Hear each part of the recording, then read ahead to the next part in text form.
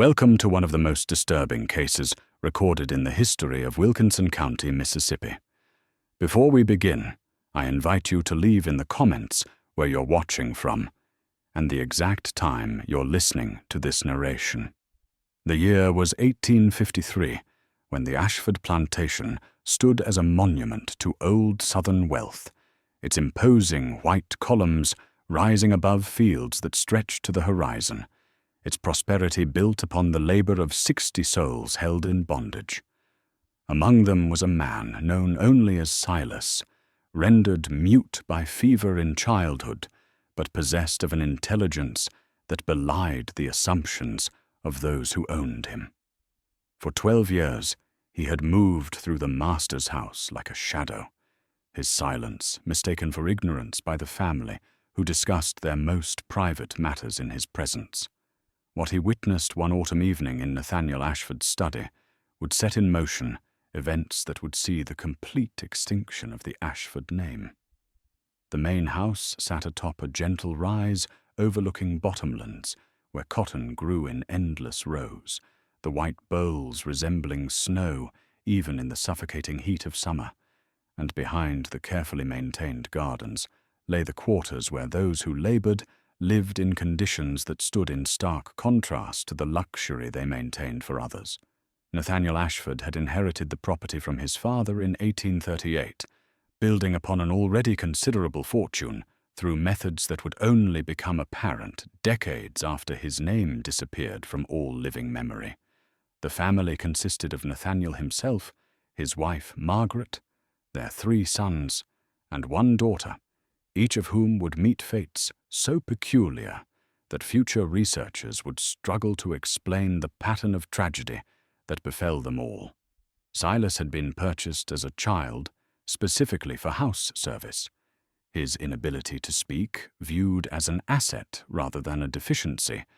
for what master would not prefer a servant incapable of repeating what he heard? Yet what the Ashfords failed to consider was that silence and stupidity were not the same condition, and that a mind trapped behind muteness might observe with particular keenness what others believed went unnoticed. Silas had been 7 years old when scarlet fever swept through the quarters in the winter of 1841, leaving him alive but robbed of his voice, the illness having damaged something essential in his throat that no amount of time would repair. The Ashford family, upon discovering that the child could no longer speak, made the assumption that many of their station made in that era,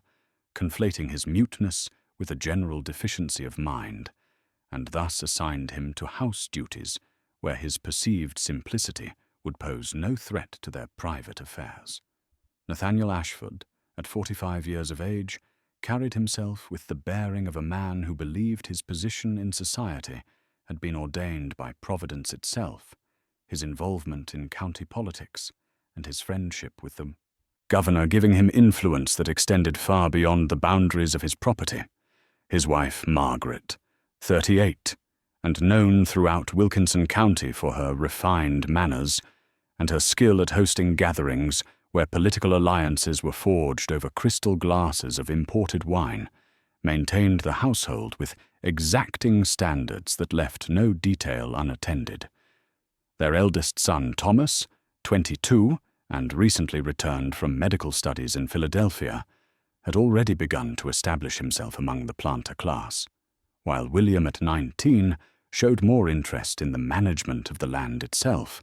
often spending long hours reviewing account books and yield projections. James, the youngest son at 16, demonstrated a temperament markedly different from his brother's, preferring literature and music to the pursuits his father valued, and Catherine, only 14, remained largely sheltered within the domestic sphere her mother carefully controlled. What none of them knew, what Silas had ensured they would never suspect, was that he had taught himself to read by positioning himself in corners of rooms where the children received their lessons, memorizing the shapes of letters and the sounds the tutors assigned to them, piecing together meaning with a patience born of necessity. He guarded this knowledge as carefully as a man might guard his life. Understanding instinctively that the moment the family recognized his capacity for learning would be the moment his usefulness as an invisible presence would end. The evening of October 17th, 1853, arrived with the kind of stillness that often preceded autumn storms in Mississippi, the air thick and heavy as Silas moved through the study with a cloth, dusting the shelves of medical texts and legal volumes that lined the walls from floor to ceiling. He had been dismissed for the night and was completing his final tasks when he heard footsteps approaching along the corridor, the distinctive gait of Nathaniel Ashford, accompanied by the lighter tread of his eldest son. And rather than reveal his presence, Silas stepped behind the heavy velvet curtains that framed the window, a space where he could remain unseen, while the room's occupants believed themselves entirely alone. What followed was a conversation that Silas would later commit to paper with painstaking detail, though at the moment he could only stand motionless and absorb every word that passed between father and son. Nathaniel reportedly spoke of the latest subject, a man named Joseph who had died 3 days prior, officially recorded as having succumbed to pneumonia, but who had, according to the discussion Silas overheard, been administered a substance meant to test its effects on the human constitution. Thomas responded with observations about the progression of symptoms, noting details in his journal and expressing satisfaction with the documentation they had accumulated. The conversation turned to a ledger, which Nathaniel indicated was kept in a compartment built into the false bottom of his desk, a record that stretched back to 1838, when he had first begun what he termed his studies into the nature of disease and the body's responses to various interventions. They discussed at least a dozen names, men and women whose deaths over 15 years had been attributed to natural causes or accidents, but which, from what Silas gathered standing behind those curtains, had been deliberate acts conducted in pursuit of medical knowledge that would never be shared with any legitimate institution. The two men remained in the study for nearly an hour, their voices calm and clinical as they reviewed their findings, before finally departing, leaving Silas alone with knowledge that burned in his mind like fever. Over the following weeks, Silas began to utilize his position in ways he had never previously dared, waiting for those Sunday mornings when the family attended services at the Methodist church in town,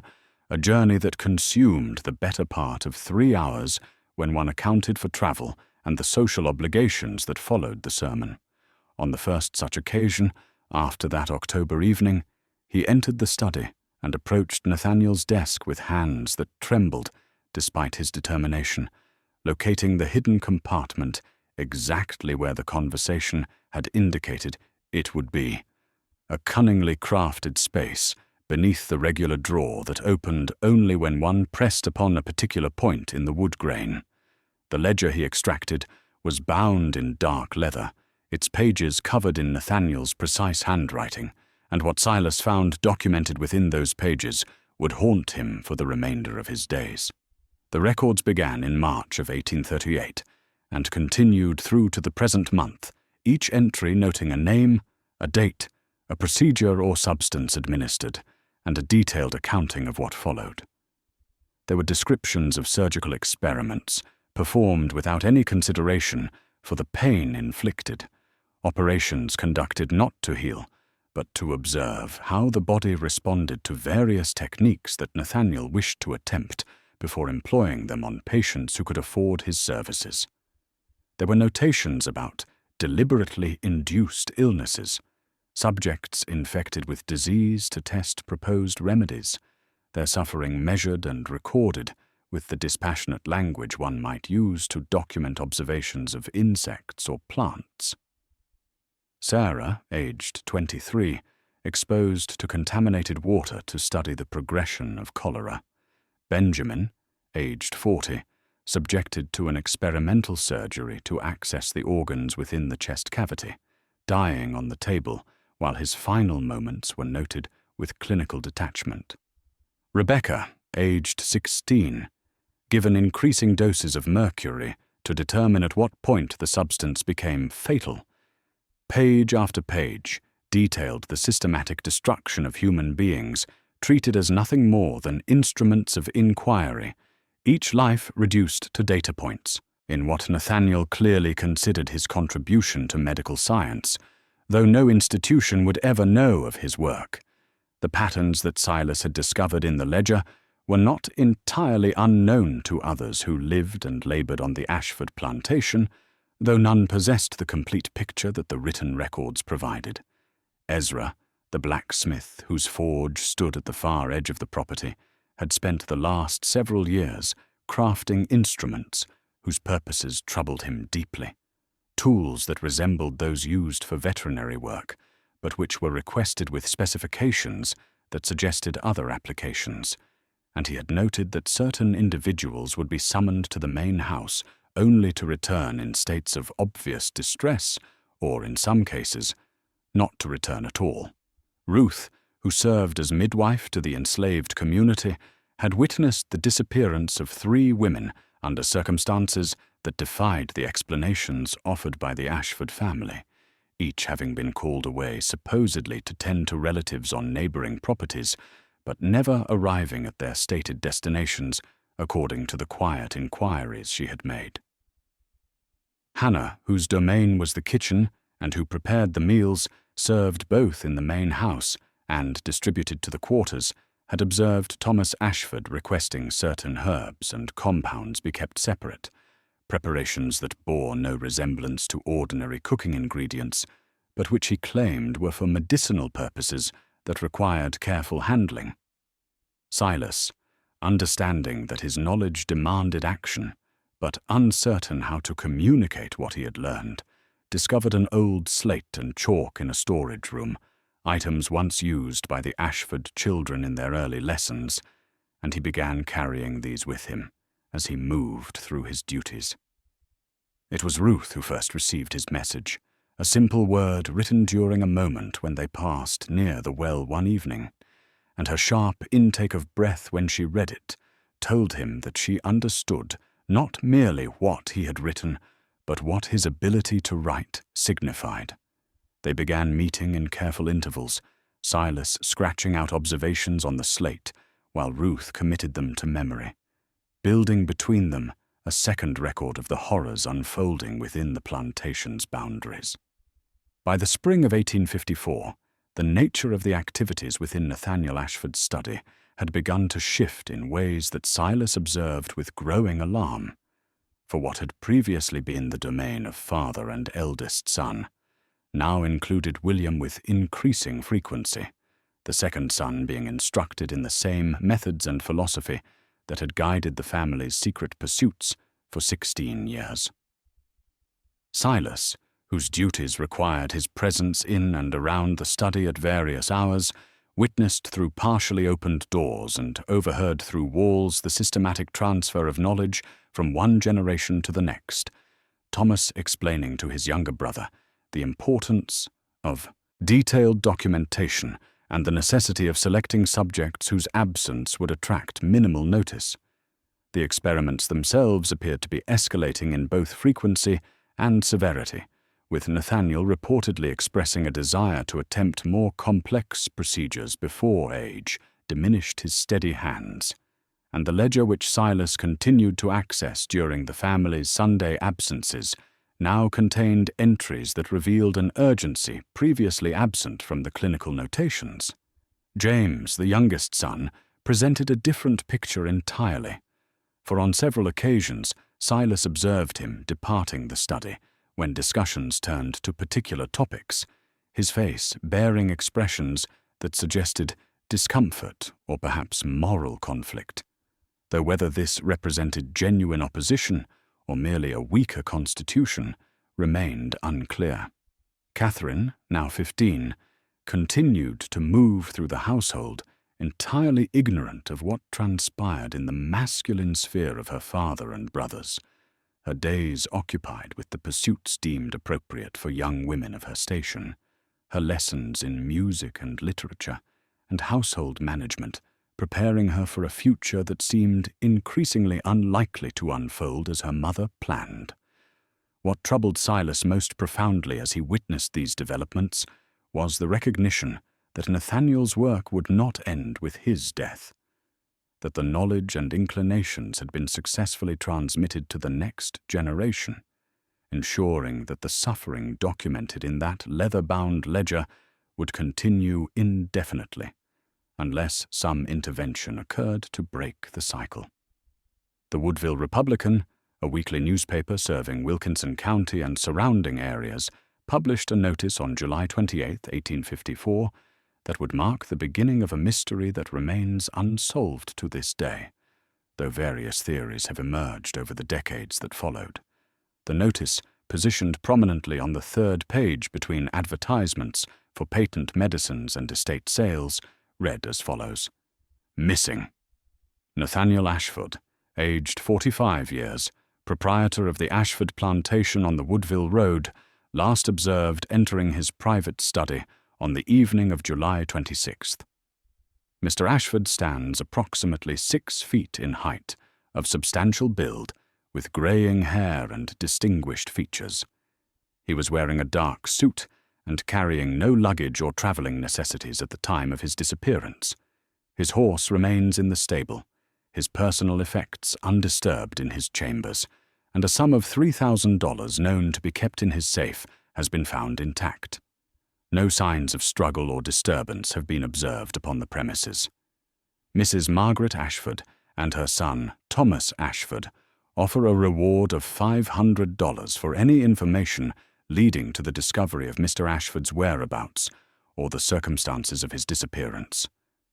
Any person with knowledge relevant to this matter is urged to contact the sheriff's office in Woodville or to communicate directly with the Ashford family. The notice appeared in 3 consecutive editions of the newspaper, each time occupying the same prominent position, and was reprinted in the Natchez Courier and the Port Gibson Correspondent, extending its reach throughout the region. What the notice did not mention, what could not have been known to those who placed it or those who read it,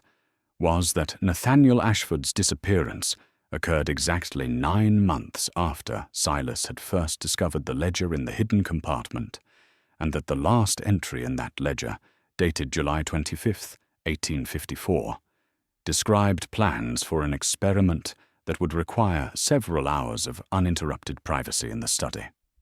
The investigation into Nathaniel Ashford's disappearance, conducted by Sheriff William Bradshaw and documented in county records that survive in fragmentary form, consisted primarily of interviews with family members, neighbors, and those who labored on the plantation, though the accounts gathered revealed more through their inconsistencies than through any direct admissions. Margaret Ashford, according to the sheriff's notes dated July 29, 1854, insisted that her husband maintained cordial relations with all persons of consequence in the county, that his business dealings were conducted with absolute propriety, and that she could conceive of no individual who might wish him harm or who would benefit from his absence. Thomas Ashford, when questioned alongside his brothers William and James, reportedly stated that all 3 sons had departed for Natchez on the morning of July 26th to conduct business regarding the sale of cotton from the previous season, remaining in that city until word of their father's disappearance reached them on the afternoon of July 27th, a timeline that several merchants in Natchez later confirmed, though with some vagueness, regarding the exact hours of the visits. The enslaved people questioned by the sheriff, including Ezra, Ruth, and Hannah, each claimed to possess no knowledge of Nathaniel's activities on the evening in question, their testimonies notably brief and offering no details beyond the most basic confirmations of their own whereabouts. What becomes apparent upon examination of these historical records, particularly when cross-referenced with plantation work logs and other documentation, are subtle contradictions regarding the movements of various individuals on that July evening, and most significantly, while multiple testimonies mention Silas as having been present in the main house earlier on the day of the 26th, None specify his location during the critical hours between dinner and midnight, when Nathaniel was last seen alive. An absence of information that the sheriff apparently did not consider worthy of further inquiry, given the prevailing assumptions about the capacities of a mute servant. Thomas Ashford assumed control of the plantation in August of 1854, his father having been declared legally absent, though not yet deceased, and what followed over the subsequent months was a cascade of misfortunes that observers at the time attributed to Providence's judgment, though later analysis would suggest more earthly causes. The cotton crop of 1854, which had appeared robust through early summer, succumbed to a blight that affected only the Ashford fields, while leaving neighboring properties largely untouched, the plants withering in patterns that the county agricultural agent described in his report as highly unusual and inconsistent with typical disease progression. In November, the largest barn on the property burned during the night, destroying not only the structure itself, but also equipment valued at several $1,000s. And while the official determination cited accidental causes, several witnesses reported seeing a figure moving near the building shortly before flames were observed, though none could provide detailed descriptions in the darkness. William Ashford's death in March of 1855 occurred during what was termed a hunting accident, but the coroner's report, preserved in county records, noted that the fatal wound appeared inconsistent with a self-inflicted mishap, the angle of entry suggesting the rifle had been discharged from a position several yards distant, rather than in the victim's own hands, as the initial account proposed. Margaret Ashford's mental state, according to correspondence between family members discovered decades later, began deteriorating rapidly following William's death, her letters describing visions of her husband standing in the doorway of his study, his appearance pale and accusing, his mouth moving as though speaking words she could not hear. By June of 1855, household accounts indicate payments to a physician who visited the plantation weekly to attend to Margaret, and servants later reported that she rarely left her chambers, her voice, often heard through closed doors, speaking to phantoms only she perceived, calling out to Nathaniel and begging forgiveness for sins she would not name. The Natchez Democrat published a death notice on December 15, 1889, that marked the end of a bloodline which had once held considerable influence throughout the lower Mississippi Valley. The brief announcement stating that Catherine Ashford Whitmore, aged 50 years, had passed away at her residence in Mobile, Alabama, survived by her husband, Charles Whitmore, but leaving no children or other blood relations of the Ashford name. The notice prompted a longer retrospective article published 3 days later, which chronicled the peculiar fate that had befallen the Ashford family over the preceding 3.5 decades, noting that Catherine's brother James had perished at Shiloh in 1862, fighting for the Confederacy, while Thomas, who had married twice, fathered 4 children between his 2 unions, but saw each child succumb to various illnesses before reaching their 5th year, the last dying in 1866, just months before Thomas himself expired from what physicians termed a wasting disease. The article observed that the Ashford plantation, once among the most prosperous in Wilkinson County, had stood abandoned since 1867. The land eventually sold for taxes, the main house falling into disrepair, as no buyer could be found willing to invest in the property given its history and the general devastation wrought by the war. It was this abandonment that drew the attention of Samuel Morrison, a graduate student at Tulane University, whose thesis focused on the architectural characteristics of antebellum plantation houses, and who, in January of 1890, secured permission from the current landowners to examine and document the structure before time rendered it completely unsalvageable. Morrison's interest was purely scholarly, his knowledge of the Ashford family limited to basic facts gleaned from property records and census data, and he approached the decaying mansion with no expectation that his architectural survey would uncover anything more significant than measurements and structural details suitable for academic documentation. Morrison's thesis, submitted to Tulane University in March of 1891 and subsequently published in the Journal of Southern Architectural Studies, dedicated 17 pages to what he discovered within the sealed study of the Ashford plantation, findings that transformed his academic work from a straightforward architectural analysis into a document of historical and criminal significance. The study, Morrison reported, had been sealed so thoroughly that the door required considerable effort to open, the wood having swollen in its frame from decades of humidity and neglect, and once inside, he found the room preserved almost exactly as it had been left, dust covering every surface, but the fundamental arrangement remaining intact. The hidden compartment in the desk revealed itself accidentally when Morrison examined the piece for his documentation of furnishings, the mechanism triggering when he measured the depth of the drawer against the external dimensions and noted a discrepancy. Within this space, he discovered Nathaniel Ashford's ledger, its contents so disturbing that Morrison initially questioned whether he had stumbled upon some elaborate fiction, though the systematic nature of the entries and their correlation with plantation records eventually convinced him of their authenticity. More significantly, he found a second journal, this one composed in what he described as a careful but unpracticed hand. The letters formed with obvious effort, but the observations recorded within demonstrating remarkable intelligence and attention to detail. This second journal documented the same experiments from a witness's perspective, noting dates that corresponded exactly with entries in Nathaniel's ledger, but adding context about how subjects were selected, what signs of distress they displayed, and what became of them afterward. The journal also contained detailed sketches of the study's layout, including notes about which floorboards creaked and which windows offered views of approaching paths,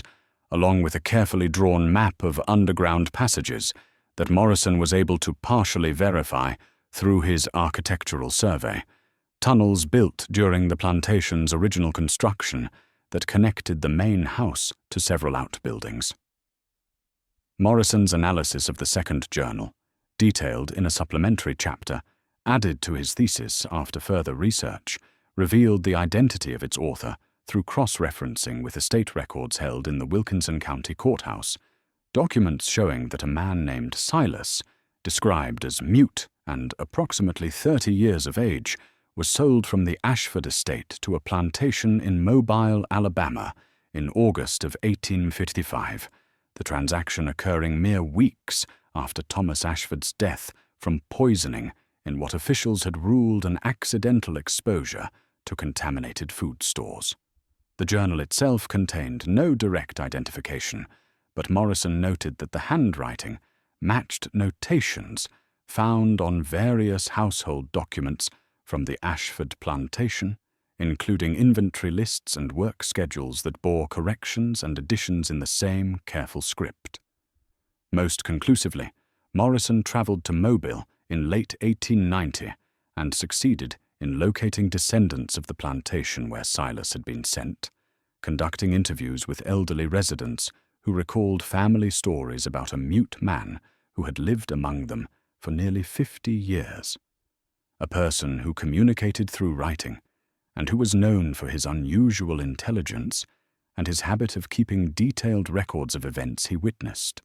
One woman, identified in Morrison's notes as Mrs. Abigail Porter,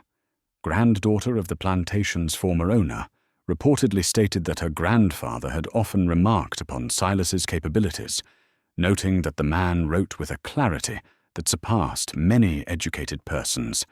and that he had died in 1903 at approximately 80 years of age, lucid until his final days.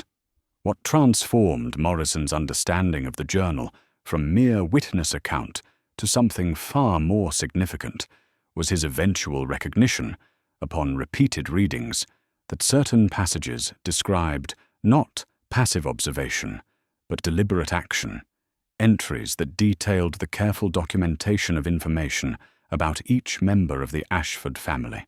notes about their habits and their secrets and their vulnerabilities, accompanied by what could only be interpreted as plans for how such information might be strategically deployed. The University of Mississippi conducted archaeological investigations on the former Ashford plantation property in October of 1954, the work commissioned by the State Historical Society as part of a broader survey of antebellum sites, and it was during the excavation of what appeared to be a collapsed root cellar, situated directly beneath where the study had once stood, that workers uncovered human remains in a state of preservation remarkable given the century that had passed since their interment. The medical examiner's report, filed with the Mississippi Department of Archives and History on November 3, 1954, described the findings in detail. Skeletal remains of an adult male, estimated age between 40 and 50 years at time of death, showing evidence of significant trauma to the posterior region of the skull, consistent with blunt force impact from a heavy object, the fracture pattern suggesting a single blow delivered with considerable force. Additional examination reveals fractures to the left radius and ulna,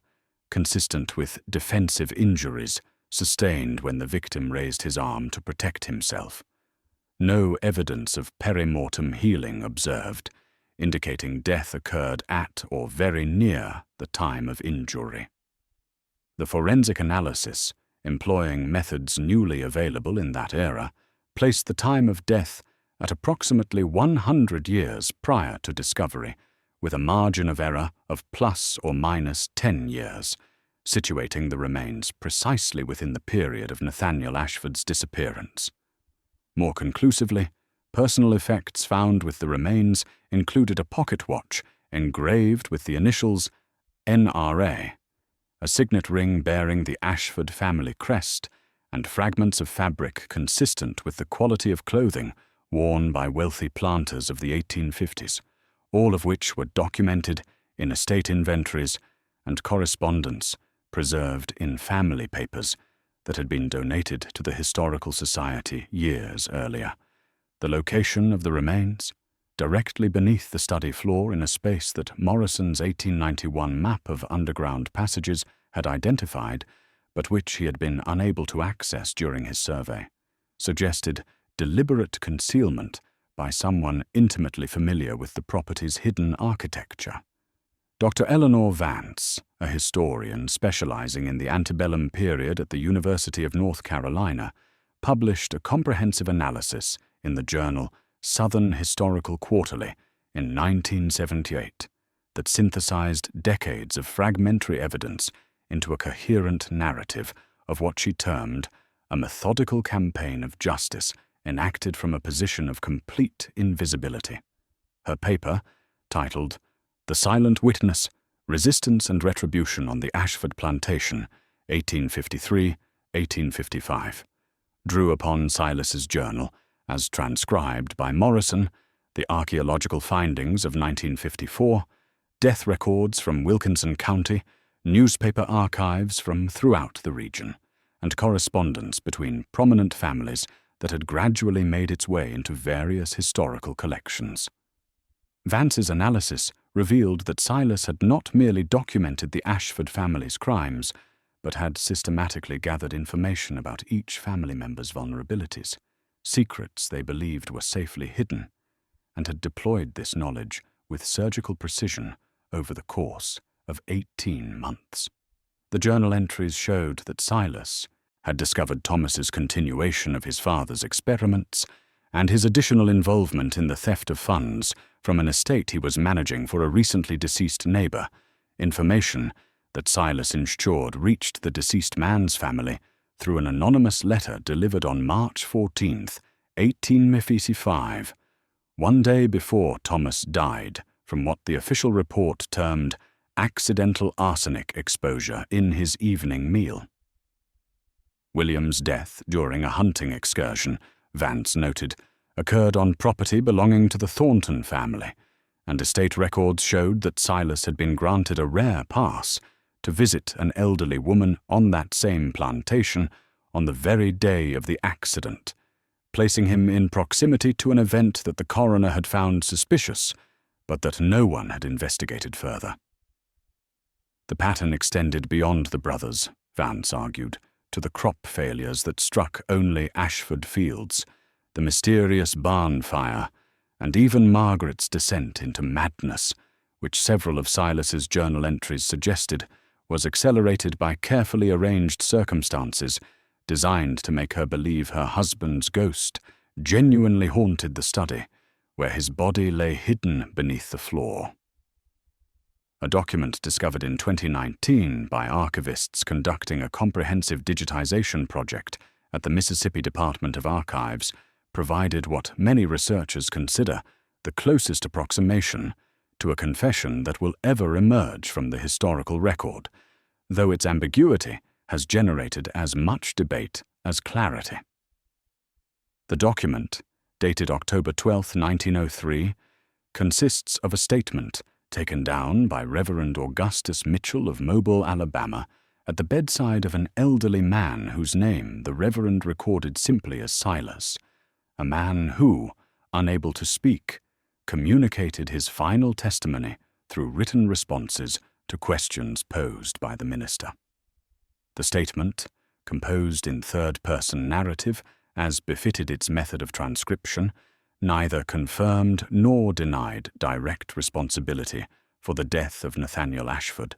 but spoke instead in philosophical terms about the nature of justice, observing that justice delayed becomes justice denied, and that when legal systems fail to protect the innocent, other forms of accountability must necessarily emerge. The testimony described in precise detail the location of documents hidden within the Ashford plantation that would prove the extent of crimes committed there, locations that subsequent investigation confirmed were accurate, though most of the physical evidence had deteriorated beyond use by the time the statement came to light. The final passage of the document addressed the broader question of power and witness, stating that silence is too often mistaken for acceptance or ignorance, that those deemed powerless by society frequently possess the greatest power of all, which is the power to observe, to remember, and to bear witness across decades, until truth can finally be spoken. The statement concluded with the observation that some debts can only be paid in full when a bloodline ends entirely.